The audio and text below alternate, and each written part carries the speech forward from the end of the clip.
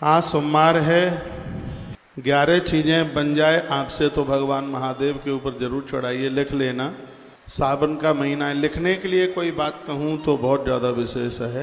ये 11 वस्तु भगवान शंकर के 11 रूप हैं, एकादश रुद्र उन्हें कहते हैं, इसलिए विशेष रूप से उनकी पूजा में सावन सोमवार में और यह एकादश चीज़ें चढ़ाई जाती हैं। जल, बेलपत्र, अकौआ, धतूरा, समीपत्र, कपूर, दुग्ध, चावल, चंदन, भस्म और रुद्राक्ष।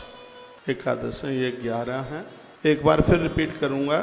जल, बेलपत्र, अकौआ कहते हैं आँख, राजस्थान की भाषा में जिसको आंकड़ा भी बोल देते हैं, आंकड़ा भी बोलते हैं, हाँ ये वही है, हमारे यहाँ उसको अकौआ कह देते हैं। धतूरा, समीपत्र लिख लिया होगा आपने, कपूर, दूध, चावल, चंदन, भस्म और 11वां है रुद्राक्ष। एकादश हैं ये 11 है। भगवान महादेव बहुत राजी होते हैं, बड़े प्रसन्न होते हैं और भगवान भोलेनाथ जल से बहुत प्रसन्न होते हैं। शिवधारा जलप्रिय, सागर मंथन से कथा जुड़ी है। जब भगवान महादेव विष पान कर गए तो जहर इतना ज़्यादा चढ़ गया था, सभी देवताओं ने भगवान के सिर के ऊपर जल डाला और उनका दिव्य अभिषेक किया।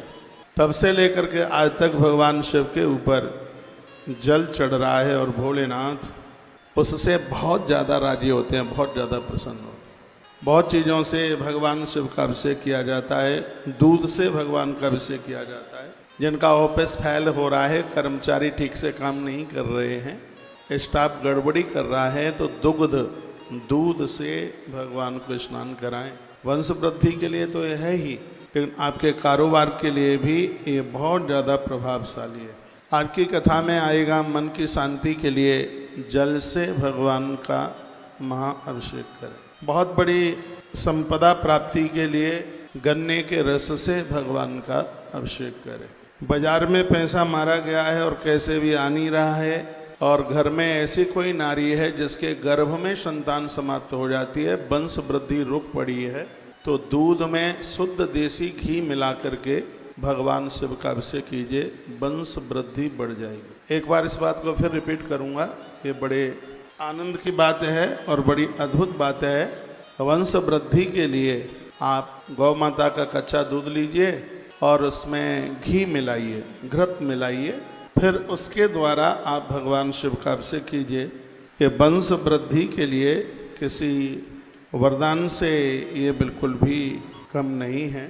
और जिन पति पत्नी में बनती नहीं है, झगड़े ज़्यादा होते हैं, जल में इत्र डालिए और कुछ भी नहीं, पानी, दूध भी नहीं और कुछ भी नहीं, पानी में सिर्फ इत्र, जल में इत्र डालकर, या कोई स्त्री के घर में आने वाली कोई पुत्र वधू, आजकल बहुएं धमकी भी तो हाल दे देती हैं, ससुराल में बनती नहीं है, पड़ती नहीं है, महीना 2 महीना भी नहीं होता, वो अटैची थैला लेकर के सीधे पियर जा कर के बैठ जाती है। या आपकी बेटी ससुराल में बहुत दिक्कत परेशानी में है और वहाँ के लोग अनुकूल नहीं हैं, बेटी के अनुकूल नहीं हैं, तो ये बड़ा सुंदर लिंग पुराण के अंतर्गत वर्णन किया गया है।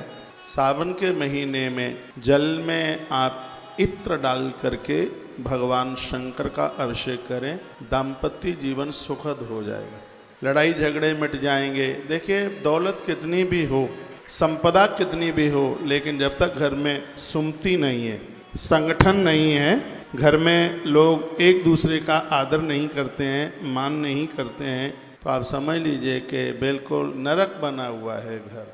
तो ये मैंने आपके बीच में बात कही है कि जल में इत्र डाल करके आप भगवान का महाअभिषेक, दिव्य अभिषेक कीजिए।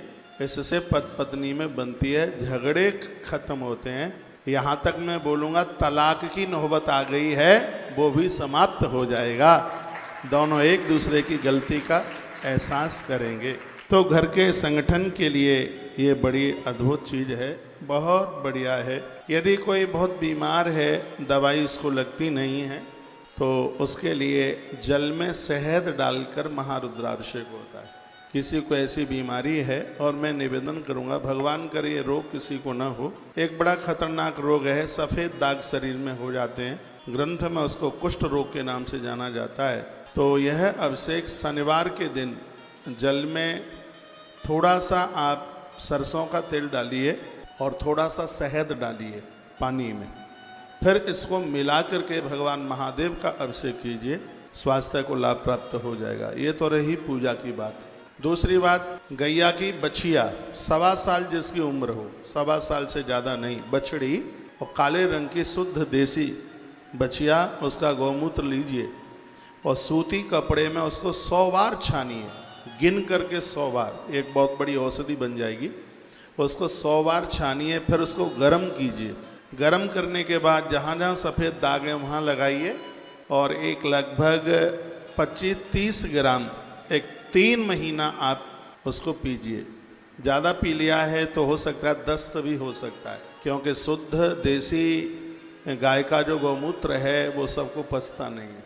कैंसर के लिए वरदान है, इस रोग के लिए वरदान है, किडनी की सफाई के लिए, लीवर की सूजन को समाप्त करने के लिए गौ माता का ये गौमूत्र, और डायबिटीज वाले लोगों के लिए अमरता है।